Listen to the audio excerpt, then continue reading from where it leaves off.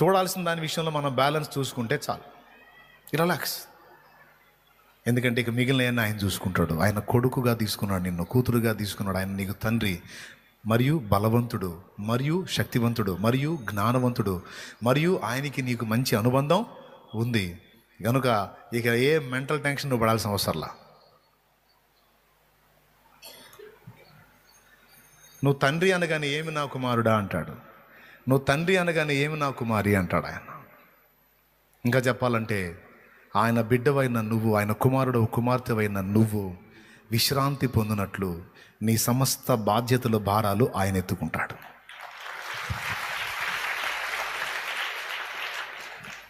నేను నేర్చుకున్నది అదే, మీకు నేర్పుతుంది కూడా అదే. నేను గ్రహించింది అదే, గ్రహించమని మీకు చెప్తున్నది కూడా అదే. జస్ట్ 4-5 రిఫరెన్స్లే చూపించాను మీకు నేను, అంతే.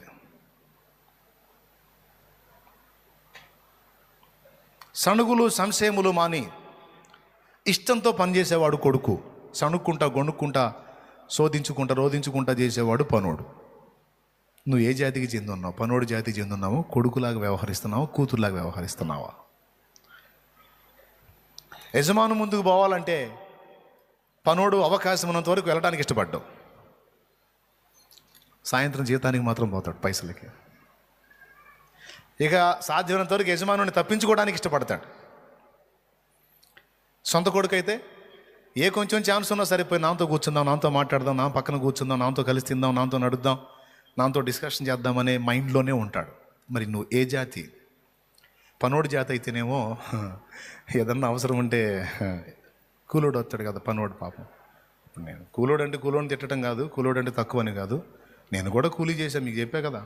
సిమెంట్ బొచ్చెలు కూడా అందించానని, సిమెంట్ గంపలు కూలీ పని అనేది నేను కూడా చేశా. అయితే సాయంత్రానికి పైసల కోసం వస్తాడు, ఏదన్నా ఇబ్బంది అయితే యజమానుడిని కలుస్తాడు. ఏంది అన్నాడు అనుకో, అది ఏం లేదు, ఒక 1000 రూపాయలు అవసరం అయింది. వేయా ఎప్పటికప్పుడు తీసుకుంటానన్నావుగా, మళ్ళీ వెయ్యింది అంటే కొద్దిగా అవసరమైంది, అందుకని ఒక 1000 రూపాయలు. ఆ అవసరం ఇచ్చాడు అనుకో, ఇంకా కనపడ్డా మళ్ళా 2 కారణాల చేత కనపడ్డాయి. ఒకటి అవసరం లేదు, రెండవది కనపడితే మళ్ళీ 1000 సంగతి ఏందంటాడేమో. తప్పించుకొని తిరగడానికి ఇష్టపడతాడు పనివాడు. కానీ కొడుకు వెళ్ళి అడుగుతాడు. ఎలా అడుగుతాడు? ఏదైనా అవసరమైతే అధికారికంగా అడుగుతాడు, నాన్న ఫలానా కావాలా, అధికారికంగా అడుగుతాడు, డౌట్ లేకుండా పొందుకుంటాడు. దీనంగా ఏదన్నా దయగలిగితే అనడం, నానా నాకు ఇది కావాలి, దేనికి? మన పని కోసమే. అదే చెప్తున్నాను నేను, నీకు ఏది కావాలి? నువ్వు ఆయన కొడుకువి కూతురువి, నువ్వు ఈ దేవుణ్ణి ఏది అడిగినా ఆయన దృష్టిలో పెట్టుకుని అడుగుతావు, ఆయన కార్యాలను దృష్టిలో పెట్టుకుని అడుగుతావు. ఉద్యోగం అడిగావు, ఆ ఉద్యోగం పొంది ఏం చేయాలని? తండ్రి నీ పనికి ఉపయోగపడాలి నేను, ఏంటి మరి ఇవ్వవేంది? ఎప్పుడు డిమాండ్గా అడగగలుగుతావు. నువ్వు ఏది చేయబోయినా సరే ఇక అందులో లాలూచి ఉండదు. మరే కొంచెం అనవు, అవసరంలా. ఏం తండ్రి నువ్వు చేయకపోతే ఎట్లా? మరి నువ్వు పైసలు ఇస్తే కదా నేను ఏదైనా చేయటానికి, నాకేం బోల్డంత ఆశ ఉంది, పని చేయొద్దు, మరి నీ కార్యాలు నెరవేర్చాలి కదా, రేపు నీ ముందుకు నేను రావాలి కదా. ఎట్లా మన పని జరుగుతుంది? మరి మన రాజ్యం, నీ రాజ్యం విస్తరిస్తుంది, అందులో నేను పాలివాణ్ణి కావద్దు, నేను నీ కొడుకును కదా. ఒక సోదరి పడింది, ఇంతగా నీకు మొర పెట్టాలా, అంతగా నిన్ను గోజాడాల తండ్రి, అవమానము కాదా, కాదా నే నీ బిడ్డ కాదా, కాదా నే నీ బిడ్డ కాదా, కన్నీటితో నువ్వు కన్న బిడ్డ కాదా, రక్తముతో నువ్వు కొన్న బిడ్డ కాదా. ఏం పాట, ఏం పాట! టైం లేదు. నువ్వు ఏది అడిగినా ఈ చదువుతోనే అడుగుతావు. నువ్వు ఈ స్వతంత్రంగానే ఉంటుంది, అధికారికంగా ఉంటుంది, స్వతంత్రంగా ఉంటుంది. తండ్రి నువ్వు ఎల్లప్పుడూ నా మనవులు వినుచున్నావని నిన్ను స్తుతిస్తున్నాను. నేను అడిగితే నువ్వు చేస్తావు, కానీ నీవు నన్ను పంపితివని నా చుట్టూ ఉన్న వీరందరూ తెలుసుకున్నట్లు ఈ కార్యం చెయ్యి. లాజరు బయటకు రా అన్నాడు. అంతే.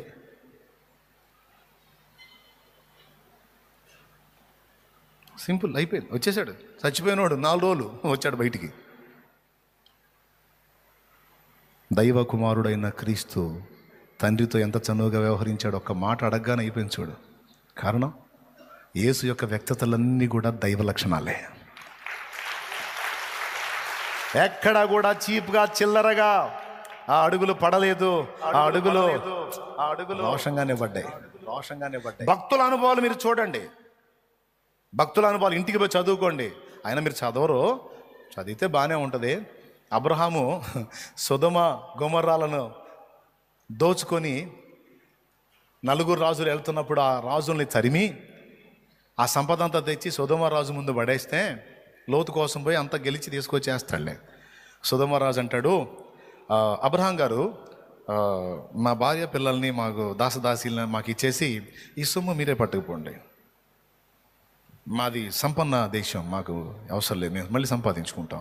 పాపం మా కోసం కష్టపడ్డారు కదా, మేమైతే తన్నులు తిన్నాం, మీరైతే వారిని తన్ని మా సొమ్ము అంతా తెచ్చారు, కాబట్టి ఈ సొమ్ము మీరే తీసుకొని పోండి, మేము మళ్ళీ సంపాదించుకుంటాం, మా కోసం మీరు కష్టపడ్డందుకు ఇది మీకు కూలి.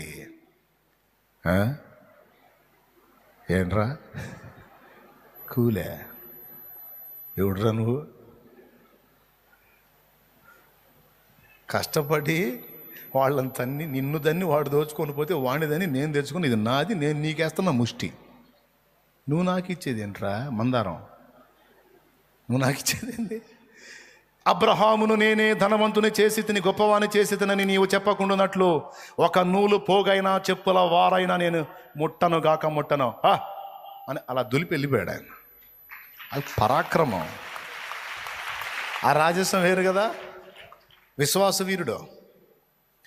అయ్యా మీరు మాట్లాడారు, పోయి యోర్దాన్లో 7 సార్లు మునిగాను, అస్సలు నాకు ఇన్ని సంవత్సరాల నుంచి ఉన్న కుష్ఠరోగం పోయింది అయ్యగారు, ఇదిగో మీకోసమే ఈ బంగారం, ఈ వెండి దుస్తుల బట్టలు తమరి కోసమే అయ్యగారు, తీసుకొని నన్ను. నీకు ఇంకా అర్థం కాలేదా? ఓరి పిచ్చోడా, వెండి బంగారం దుస్తుల బట్టలు ఈ ఎక్కడా నా దేవుడు ఎక్కడా? ఇవెక్కడా నా దేవుడు ఎక్కడా? నీ డబ్బు, నీ వెండి, నీ బంగారం, నీ అధికారం, నీ ఆధిపత్యం ఇవన్నీ ఎక్కడ? నా దేవుడు ఎక్కడా? ఆయన్నే కలిగి ఉన్నారా నేను? పిచ్చోడా, ఇలాంటి బంగారు కడ్డీలు, వెండి కడ్డీలు, లేకపోతే ఇలాంటి బంగారు ఆభరణాలు, ఇలాంటివి అసలు ఈ బంగారం అనేదాన్ని తన నిర్మాణంలో తన వాక్కుతో నిర్మించిన వాడు నా దేవుడు. అలాంటి వాడు నాకు తోడై ఉన్నాడు. నేను ఆయన దాసునై ఉన్నాను, ఆయన ప్రవక్తనై ఉన్నాను, ఆయన సేవకునై ఉన్నాను. ఈ తీసుకొచ్చి నన్ను ప్రలోభ పెడతావా? పోయి ఎవరికో లేని వాళ్ళకి పో అన్నాడు. తీసుకోలే లెక్క కూడా. పైసలు చూసి బెండ్ అయితే ఇక అంతే సంగతులు. ఏ విషయంలో బెండ్ కావటానికి లేదు. ఒక నీతి, ఒక నియమం, ఒక రోషం, వ్యవహారంలో ఒక రాజసం ఉంది. అది యాకోబు, నువ్వు పోతే పోయావు, నా గృహదేవతలను ఎందుకు తీసుకొని పోయావు అంటే, నా గృహదేవతలను దొంగిలించుకుపోయావు. నీ గృహదేవతలా? నాకెందుకు? నాకేం దేవుడు లేక? జీవము గల దేవుడు, సజీవుడు, సర్వశక్తి గలవాడు, అబ్రహాము ఇస్సాకుల దేవుడు, నా పితరుల దేవుడు నాకుంటే నిర్జీవమైన బొమ్మలు నాకెందుకురా? పిచ్చి లాభం లేని లాభానా? నాకెందుకురా నీ బొమ్మలో? నీ బొమ్మలు నీకు మోసాన్ని నేర్పినాయి, మాయని నేర్పినాయి, అబద్ధాలు నేర్పినాయి, వంచన నేర్పినాయి. నా దేవుడు నాకు నీతి నిజాయితీలు నేర్పాడురా. నా దేవుడు నాకు నీతి నిజాయితీలు నేర్పాడు.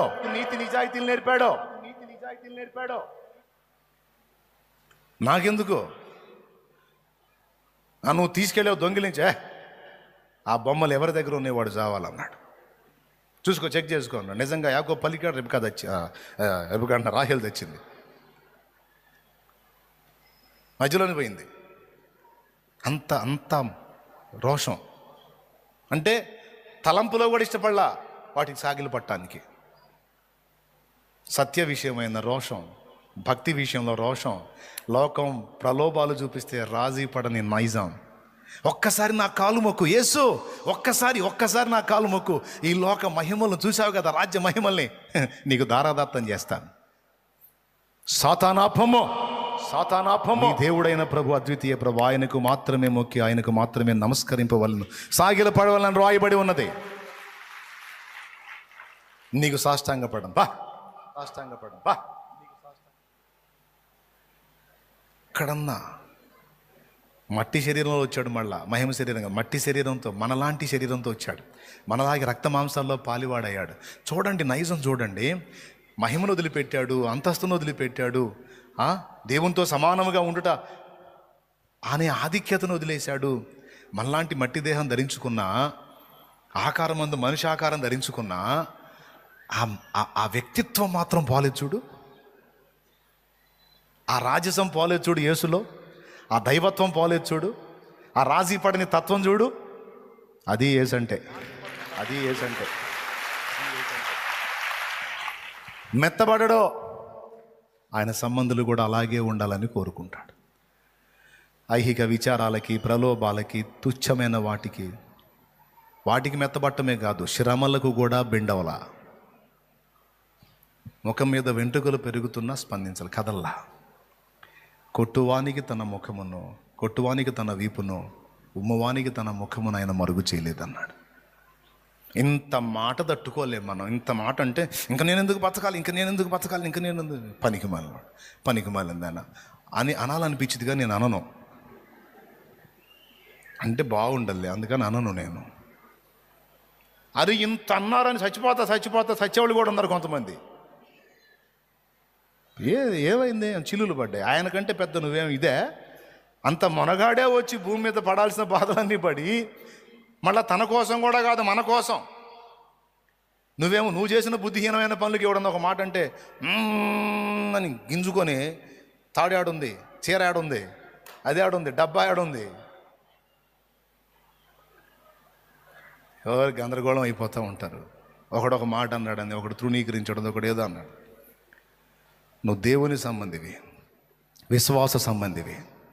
ప్రతికూలతలు ఎదురైనా, సమృద్ధి ఎదురైనప్పుడు యేసు స్పందించలేదు, ఎలీషా స్పందించలేదు, శ్రమలో కొలిమిలో కూడా భక్తులు స్పందించలేదు. నీవు నాకు ఇచ్చిన పాత్రలోనిది నేను త్రాగకుంది నా తండ్రి. ఈరోజు అవమానాలు నాకు వస్తున్నాయంటే ఇది నా గిన్నెలో నువ్వే పోసావు, సంతోషంగా తాగుతాను, సంతోషంగా స్వీకరిస్తాను తండ్రి. చేసేదేముంది అనాలని వాక్యం చెబుతుంది. అయ్యే అనుభవం నాకు ఎదురైనప్పుడు నాకు కూడా నిషా దిమ్మ తిప్పే అవకాశం ఉంది. అయినా సరే తప్పదు.